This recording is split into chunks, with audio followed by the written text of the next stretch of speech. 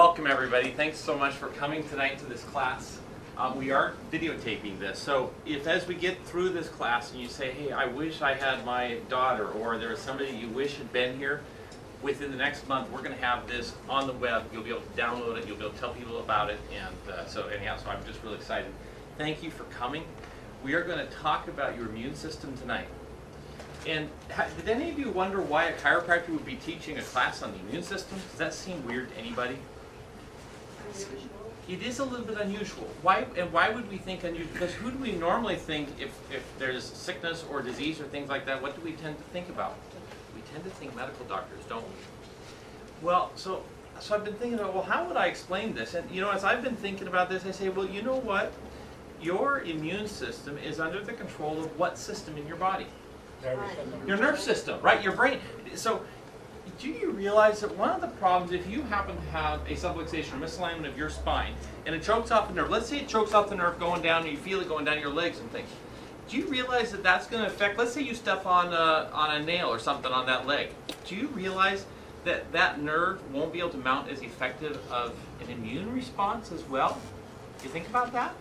What if it's a subluxation in the neck choking off and making the nerve dribble down to your body, so you have these aches and pains all over your body?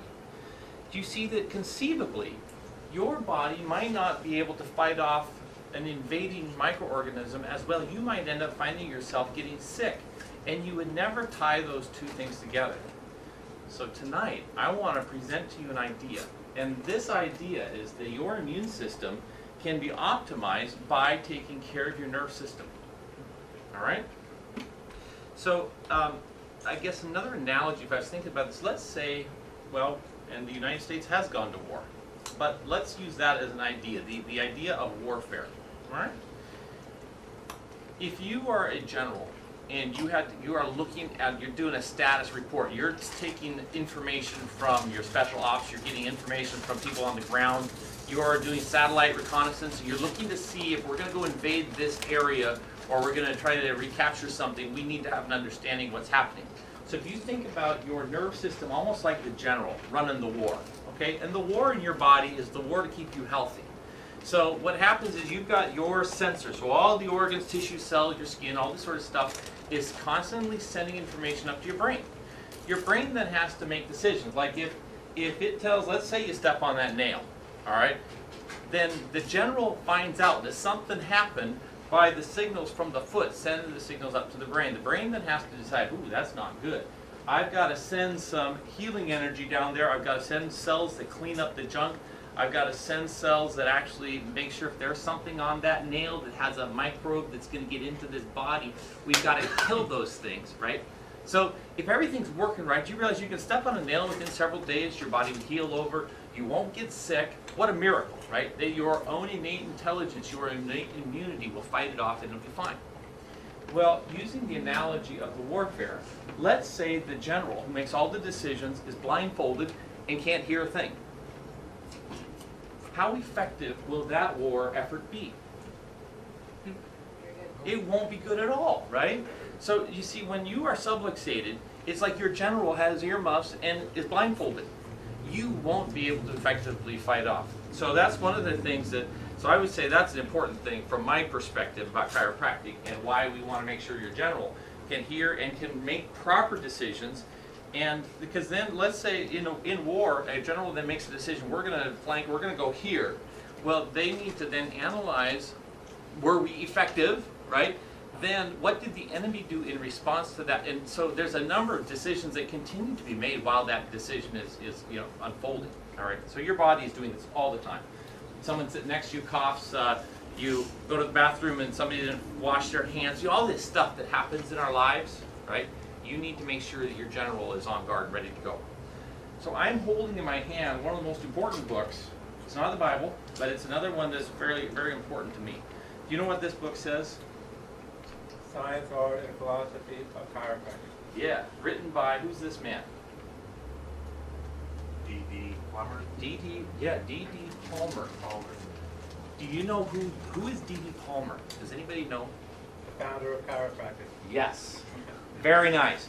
So this is a name that for you guys this is a name that you need to know who this man was who wrote this book. And You know what year this book was published?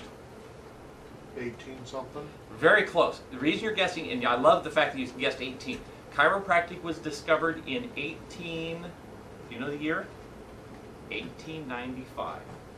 All right, so think about that. This book, if we open it up, it was actually published in 1910. Guess where? No. Good guess. Now the reason Chicago is an excellent guess is because Dr. Palmer founded 2 chiropractic colleges. One was in Davenport, Iowa, so we would expect Chicago or something like that, wouldn't we? No. It was actually published in Portland, Oregon. Wow, how about that? Which led, so what do you think the other chiropractic college was that Dr. Palmer started? Western States. You see? There one here in Portland. So isn't that kind of interesting? Now, I'm holding this particular book because it was given to Kenneth E. Day, D.C. So who is Ken Day? Ken Day is my dad. Wow. My dad is a chiropractor who went to college at Palmer College of Chiropractic in Davenport, Iowa. This book says, with appreciation for your loyal support of chiropractic, D.D. Palmer. This was given to my dad by the grandson of D.D. Palmer. So this is his grandson was also D.D. Isn't that fun? So my dad then has entrusted me with this book. So the reason I wanted to read this book is there's something that when Dr. Palmer is talking about, when he just starts in this book, he starts describing how he became, how he discovered chiropractic and those sorts of things. And the reason I thought that was interesting for our talk tonight is he tells us the story about the first adjustment, which was given to a deaf man. He couldn't hear. He happened to be African American. He happened to be the janitor of the building in which he had his office.